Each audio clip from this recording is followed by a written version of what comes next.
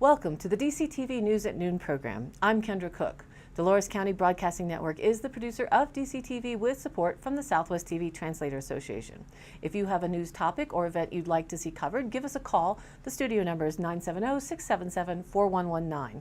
Today's show runs Wednesday at noon, 3 and 6, and again is re-aired later throughout the weekend with the other weekday broadcast replays. Today is January 31st, 2018, and now the news at noon. Reported by the Cortez Journal, a 13-year-old boy whose body was found buried off of a rural highway in New Mexico had endured years of abuse that included being locked for hours inside a dog kennel, authorities said Tuesday. Santa Fe County Sheriff Robert Garcia choked back tears as he provided more details about the case that authorities described as gruesome and heartbreaking. "I can honestly say this poor child suffered at the hands of a monster," the sheriff said of Thomas Wayne Ferguson, who was dating the boy's mother and has an extensive criminal history, including for child abuse. Garcia said at a news conference that he was awaiting the results of an autopsy to determine how Jeremiah Valencia died and the extent of the boy's injuries. Investigators on Monday announced the arrests of Ferguson, age 42, the boy's mother, Tracy Ann Pena, age 35, and Ferguson's son, Jordan Anthony Nunez, age 19, in connection with Valencia's death more than 2 months ago. All three are jailed on suspicion of child abuse resulting in death, tampering with evidence, and conspiracy to commit tampering with evidence. It wasn't immediately clear if they had attorneys. Prosecutors said the charges against the three could change depending on what other evidence is unearthed. They also plan to request that the subjects be held without bond pending trial. District Attorney Marco Cerna on Tuesday reiterated earlier statements that his office will use all of its resources to seek justice for the boy. The Journal reported on concerns in Pleasant View about elk management. Colorado Parks and Wildlife has agreed to meet with Pleasant View landowners regarding wildlife damage fence issues and other concerns. The situation came to the forefront after landowner Debbie Boyd reported to the Montezuma County Commissioners about aerial surveys of elk herds. Boyd relayed an experience in the fall when she felt threatened by an elk herd being pushed around on her land by a CPW contracted helicopter conducting a population survey. "I don't want to get trampled on my own property," she said. "I prefer they count the animals from the road using binoculars." Boyd said fences were damaged by the elk during the incident, and she is not satisfied with the pace of repair by CPW. At a meeting Monday, State Wildlife Manager Matt Thorpe promised to meet with Boyd and Pleasant View residents on wildlife issues. He explained that aerial wildlife counts happen annually, and there are protocols to limit impacts to wildlife, private property, and landowners. He said during the flyovers, tactics are used to draw the elk out into the open so the herd can be accurately surveyed. Sometimes during the process, the herd flees and damages fencing, which was the case with the Boyd incident. Thorpe said CPW works with landowners to cover costs and labor of repairing fences. "We want to be good neighbors, and we will make it right on your fence damage. We will work to resolve these issues," he said. Some of the fence repairs have been made. Property owners can file claims for wildlife-caused property damage under the state's Habitat Partnership Program, including for crops, livestock, and fences. However, on claims for fences that are too old, state statutes say they have no value for compensation, and that frustrates landowners. Reported by CPR.org. One of the most common reasons for finding yourself in the emergency room is pain. In response, doctors may try something simple at first, like ibuprofen or a Tylenol. If that wasn't effective, the second line would be the big guns. Pershoke or Vicodin, says Swedish Medical Center ER Dr. Peter Bakes, medications that certainly have contributed to the rising opioid epidemic. Now, though, physicians are looking for alternatives to help cut opioid use and curtail potential abuse. 10 Colorado hospitals, including Swedish in Englewood, participated in a 6-month pilot project to cut opioid use called the Colorado Opioid Safety Collaborative. It was launched by the Colorado Hospital Association and is believed to be the first of its kind in the nation. The goal was for the group of hospitals to reduce opioids by 15%. Instead, Dr. Dan Stater says the hospitals did much better, down 36% on average. The decrease amounted to 35,000 fewer opioid administrations than during the same period in 2016. The overall effort to limit opioid use in emergency departments is called the Colorado ALTO Project. ALTO is short for Alternatives to Opioids. The breakthrough method calls for coordination across providers, pharmacies, clinical staff, and administrators. It introduces new procedures, for example, like using patches for pain. Another innovation, Stater says, is using ultrasound to look into the body and help guide targeted injections for pain. Rather than opioids like oxycodone, hydrocodone, or fentanyl, Stater says safer and less addicting alternatives were used, like ketamine and lidocaine, an anesthetic commonly used by dentists. Claire Duncan, a clinical nurse coordinator in the Swedish Emergency Department, says the new approach has required intensive training, and there was some pushback more from patients than the medical staff. Reporting on the Dolores Norwood Road by the Journal, Montezuma County Commissioners hope the U.S. Congress will secure county ownership of the Dolores Norwood Road rather than going to court against the U.S. Forest Service. The county met with Liz Payne, legislative aide for U.S. Representative Scott Tipton, Republican from Cortez, to push the option of adding transfer of the Dolores Norwood Road onto a current bill that would convey federal land to the West Fork Volunteer Fire Department for a new station. We really need Tipton's help on this, said County Commissioner Keenan Ertel. It is a public safety issue. The Dolores Norwood Road, Forest Road 526, is under the jurisdiction of the San Juan National Forest for 10 miles north of Dolores. The commissioners want outright ownership of the road because they believe they can keep it better maintained than the Forest Service. They have been repairing it more than they are required to under a maintenance agreement with the forest. The commissioners have claimed for years that it is a county road because it was in place before the San Juan National Forest was created, and they want it decreed back to them. They cite evidence from a 2016 study showing the road was there before the National Forest and that it was a historic Ute migration route. However, for it to qualify under revised statute 2477, a federal law allowing county claims for road ownership, it must go through a court process with the U.S. Forest Service and have a judge decide. A slight realignment of the road in the 1950s near House Creek could jeopardize the county's legal claims on the road, so a legislative solution is being sought, county officials said. It dawned on us to see if the transfer of the road could be added onto a bill, said County Attorney John Baxter. There is no resistance to the road transfer, even by local forest officials. But Payne did not think attaching it to the, quote, very straightforward West Fork Fire Station conveyance bill was the best option. She said another hurdle would be identifying for transfer a long strip of land that is the road and allowing a buffer in case future realignment was needed. There is no question that our office sees this as something that should be given to Montezuma County, Payne said. At this point, I don't see attaching it to the West Fork Fire Station bill. Ertel urged Tipton's office to consider it. The West Fork bill has no opposition, and the transfer of our road back to us has no opposition. It's a win-win. Another option available to the county is obtaining a 99-year lease easement on the road through the Federal Easement Road and Trail Act. The Forest Service is also supportive of this alternative, which would give the county jurisdiction of the road while still allowing them to seek RS 2477 claims. But the county has been against a FERTA or FERTA easement because of contract language that it could be revoked by the Forest Service, although Forest Service officials say that possibility is very remote. At any rate, the commissioners said they will continue to fight for deeded jurisdiction of the road, but also may seek the FERTA easement in the meantime. We will push for legislation, explore the easement option, and go to court to prove it is ours, Ertel said. The Dolores Norwood Road is becoming more heavily used for residents, recreationists, commuters, loggers, and the oil and gas industry, county officials say. Its frequent washboarding and lack of gravel is a common complaint. To improve safety, the county wants to extend the pavement for 4 miles to the Dolores County line.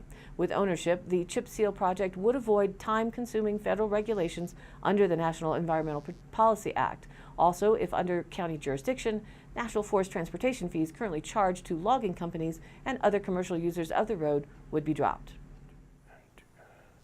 Reported by the Cortez Journal, U.S. wildlife managers failed to adopt a recovery plan for the endangered Mexican gray wolf that would protect against illegal killings and the consequences of inbreeding, according to lawsuits filed Tuesday by environmentalists. 2 coalitions of environmental groups filed separate complaints in federal court in Arizona marking the latest challenges in a decades-long battle over efforts to reestablish the predator in its historic range in the American Southwest and northern Mexico. The lawsuits alleges the plan adopted by the U.S. Fish and Wildlife Service set inadequate population goals for the wolves, cut off access to vital habitat in other parts of the West, and failed to respond to mounting genetic threats.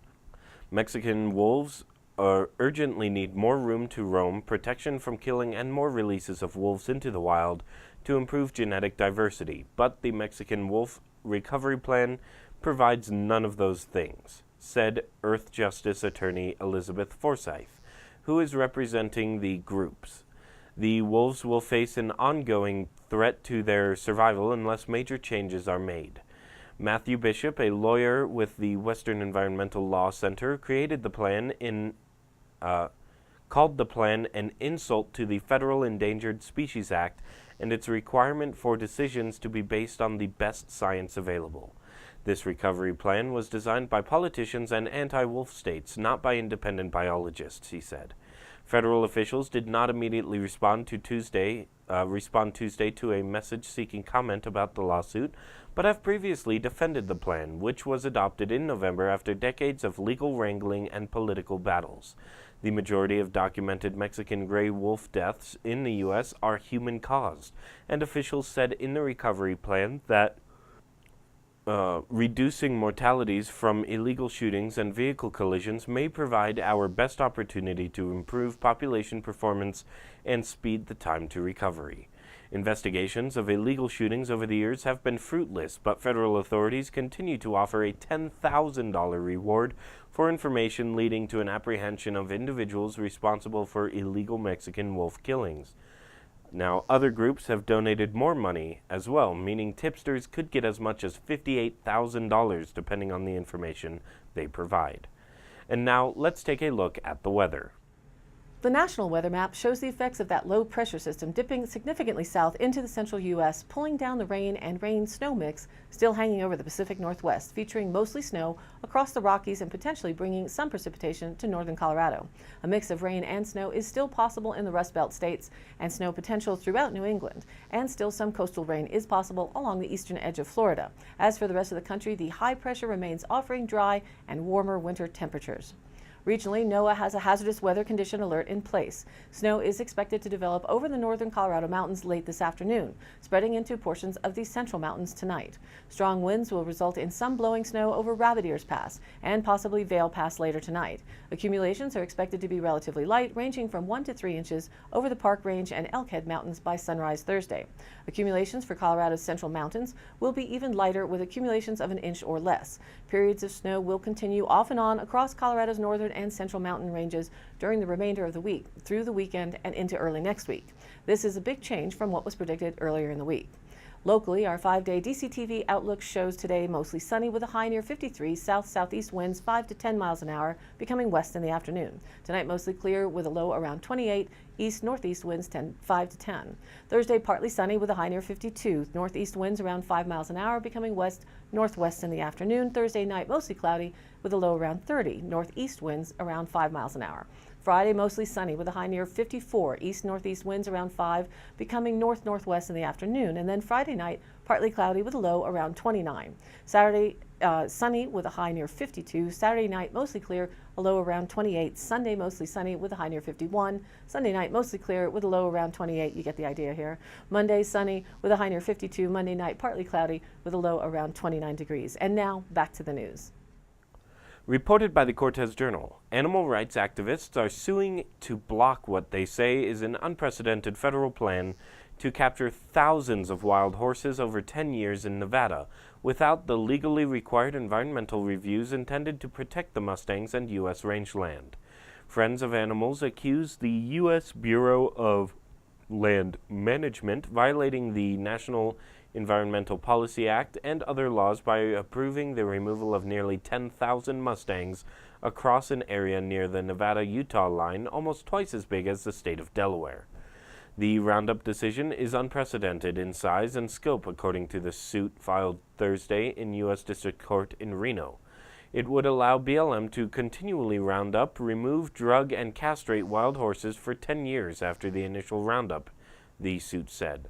The agency has used fertility control in isolated cases before, but has not previously adopted castration as a way to help keep the size of the herds in check. Friends of Animals President Priscilla Farrell said, in addition to placing male horses at risk of hemorrhaging and infection, those that survive castration will be robbed of their natural behaviors, putting them at a disadvantage on the range in terms of survival.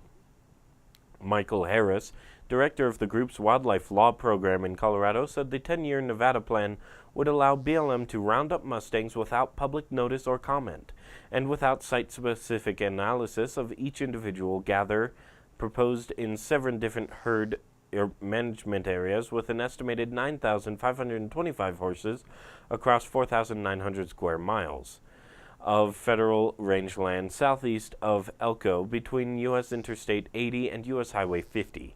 Wild horses far exceed U.S. government population goals, and officials say the free-roaming horses that number about 60,000 in 10 western states can face starvation. Captured horses are offered for adoption, but 46,000 are being held at government corrals and pastures, costing taxpayers $50 million annually. Harris said the roundups are based on outdated population targets adopted in management plans that haven't been updated in a decade, and in one case not for 25 years. The suit points to a 2013 study by the National Science Academy's National Research Council, which found little scientific basis for establishing what BLM considers to be appropriate ecologically based caps. BLM officials didn't immediately respond to requests for comment on Monday from the Associated Press. The Durango Herald reports Representative Tom Tancredo has dropped out of the Colorado governor's race. Former U.S. Representative Tom Tancredo ended his bid for the Republican nomination for Colorado governor on Tuesday because he hasn't raised the money he believes he would be needing to win an expensive election against a wealthy Democrat willing to spend millions on his campaign, according to Colorado Politics. He told Colorado Politics in an interview, quote, "I do not want to win a primary and lose a general, and I feared that was where we were going. Even though I'm the front runner, you make it through a primary and then all hell breaks loose. You have millions upon millions of dollars spent attacking you and you can't respond. You don't have the resources to respond. It appeared to me the goal, winning the general, that was the main goal, and it does not appear to me to be feasible," end quote. One of 9 announced GOP candidates for governor, Tancredo had led the pack by wide margins in every publicly available poll. He's run for governor twice before, in 2010 as a third-party candidate when he lost to Democrat John Hickenlooper, but received more than 3 times as many votes as the Republican nominee, and in 2014 when he came in second in a 4-way Republican primary. Tancredo said he was confident he could win the June primary election, but anticipated his campaign would be overwhelmed by Democratic candidate U.S. Representative Jared Polis, one of the wealthiest members of Congress, who has already spent nearly $1.4 million on his campaign. The thing is this: when you look at it and you recognize what you're up against and you realize the lack of resources you have to defend yourself throughout this process, you say the risks are too high, Tancredo told Colorado Politics. "I can't do this and risk taking resources away from other Republican races. I can't risk do this and allowing Polis to win as a result of being able to make me into the devil incarnate because he has the resources to do it, and I don't have the resources to respond. The risks are too high given where we are and given the financial situation that exists in his own campaign. I don't want to do anything that would turn this state over to a Democrat, especially at this point in time," end quote. Tancredo said he doesn't plan to make an endorsement in the primary, but will back the Republican nominee. Reported by the Cortez Journal, the Butler Corner Nature Center and Firewise of southwest Colorado plan to burn slash piles at the Nature Center on Granite Mesa north of Dolores at 20503 Road 31 and in May Canyon at 30327 Road V.6 during the next few weeks. The slash piles are a result of forest fuels mitigation that took place in July 2017. Ignition will take place during daylight hours with snow cover and will be closely monitored.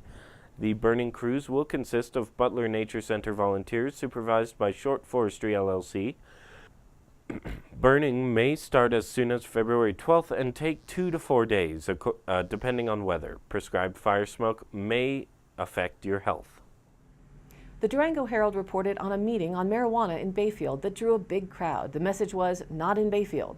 That's a sentiment from residents in a town forum in Bayfield held Tuesday night regarding retail or medical marijuana sales within town limits. Citing the potential increase in crime and homelessness, a majority of speakers at Bayfield Town Hall asked the town board not to lift the law banning sales in town limits. Matt Hopper asked the town trustees to consider removing restrictions on cultivation within the 3-mile boundary around Bayfield town limits, saying it restricts his rights as a landowner. That would also be a compromise between a total ban or allowing sales in town, he added.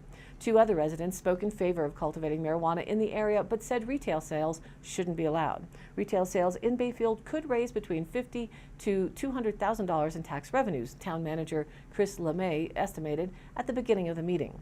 The board has 3 options regarding marijuana sales: leave the ban in place, vote to overturn the ban, or put it up to a vote for the residents of Bayfield. There were a few voices in favor of sales in town. Marijuana has been widespread in this town for decades, said Jackie Moreland. "I want to thank you for taking a big risk to have this public hearing," she told the town trustees. "Marijuana sales are an opportunity for Bayfield to move forward," she said. "We're giving sales tax revenues to other towns," said Molly Orendorf. "The town needs all of the revenue we can get." That sentiment, however, was overridden by most speakers. Quote, "Why are we here again?" asked John Beebe, adding that town residents' views on marijuana sales haven't changed drastically in 3 years. Several mentioned the increase in the homeless population in Durango and said they don't want to visit downtown Durango anymore.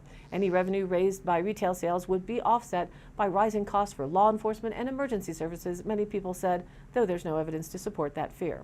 Town codes currently prohibit the licensing or operation of marijuana cultivation facilities, manufacturing facilities, testing facilities, and retail marijuana stores and related uses. The town also prohibits medical marijuana centers, optional premises cultivation operations, and medical marijuana infused products manufacturing businesses. At its December 19th regular meeting, the Board of Trustees voted unanimously to reevaluate the prohibitions. Ignacio also bans retail and medical marijuana sales, while they are legal in Durango, Pagosa Springs, and other towns throughout the state. Tuesday night's meeting was only for public input. Town trustees did not take a vote on lifting the town ban on sales. About 23 people spoke against lifting the ban, 6 people spoke in favor of in-town sales, and 3 asked for the town to remove the cultivation ban in the 3 miles beyond Bayfield town limits. The reason this was brought up was because of a citizen request, said Mayor Matt Salka. "We wanted to hear what you had to say." According to the Cortez Journal, 5 people have announced their candidacy for 4 open trustee positions in Mancos this election season. Trustee Cindy Simpson and Mayor Pro Tem Fred Brooks will be running for their second terms. Newcomers Steve Kennedy, Brent McWhirter, and Betsy Harrison are also in the running.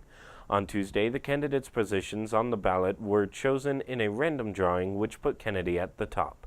6 people submitted valid candidate petitions before the deadline on January 22nd, but the 6th, Peter Brind Amore, withdrew his candidacy later that week, citing family responsibilities. After Tuesday's drawing, the candidates will appear in the following order in Mancos residents' ballots: Kennedy, Brooks, Harrison, Simpson, and McWhirter. Trustees Lorraine Becker and Michelle Black, whose terms expire this year, have chosen not to run again. Only Harrison and Brooks attend the drawing, which was conducted by Town Administrator Heather Alvarez and Mancos Marshal Jason Spruill. Mayor Queenie Bars also attended the event, which Alvarez said was optional for election candidates. But all the candidates are scheduled to appear for an orientation on February 14th to be held at 5:15 p.m. in the town hall. We have a board meeting that day, so I'm hoping the candidates will come for orientation and then stay for the workshop and the board meeting, Alvarez said. She added that she hoped the meeting would give the new candidates a glimpse of what serving on the town board would be like. Some are already familiarizing themselves with the process. Kennedy came to the board's January 24th meeting to ask about plans for the Main Street Bridge project. The Mancos municipal elections will be held on April 3rd by mail-in ballot. Each of the candidates has answered a series of questions about their plans for Mancos' town board. Their answers will be published in upcoming issues of the Journal. Today's High Canyon Country happenings. February 1st, Mancos Days 2018 kickoff meeting will be held from 6 to 8 p.m. The Mancos Colorado Days Association would like to invite you to the kickoff meeting for Mancos Days 2018. As you may know, Mancos Colorado Days Association is now its own private 501c3. They will be going over the new format for volunteers and plans for Mancus Days 2018. If you want to get involved in a great event, please join them. Their Facebook page is linked up on ours. February 3rd, the 9th annual Winterfest Bike Demo and Penguin Plunge, hosted by Dust 2 and the Pagosa Springs Area Chamber of Commerce, will be Saturday from 11 a.m. to 2 p.m., part of their Winterfest. They say, "Ahoy, mateys, there will be a lot going on this Winterfest in Pagosa. Get ye your backsides and those of your loved ones to the super rad bike demo hosted by Pagosa Mountain Sports at Yamaguchi Park. For a mere $10, you can ride ye a sweet bike and warm your belly with a crepe and hot coffee served up by the good crew of Dust 2. But wait, there's more. At 1 p.m., forget ye not to stop by ye old Pagosa Chamber of Commerce to make a ruckus as Captain Andrew Gwynn of Pagosa Pirates fame plunges off the plank for Dust 2 at the 9th annual Penguin Plunge. To make a pledge to the good old Captain's Icy Plunge, message them or be ye clicking on the link on Facebook. Also during their Winterfest, it's the PNC BB Gun Biathlon, February 3rd from 9 to 11 a.m. at the West Fork Campground in Pagosa Springs. PNC will offer a 16K, 8K, and Kid K biathlon at Yamaguchi Park with Red Ryder BB guns. No shooting experience is needed. It's great fun for all ages. For more information, go to their website at pagosanordic.com. And all of these happenings are posted on our DCTV News at Noon Facebook page, along with the YouTube replays, weather, and original stories and local posts. To share your event or information, contact us. It's dcbnnews@gmail.com or call the station 677-4119 and we'll be sure to get your news on air. Thanks for tuning in. News at Noon airs at noon Monday through Thursday and then is rebroadcast at 3 and 6 p.m. on each of those days. The weekday news shows are then replayed throughout the weekend as well. Be sure to check us out on Facebook. It's DCTV News at Noon. Please like us there and share it with a friend. For Kendra Cook with DCTV and the News at Noon program out of Dove Creek, USA, I'm Kelsey Kiesling. Thanks for watching.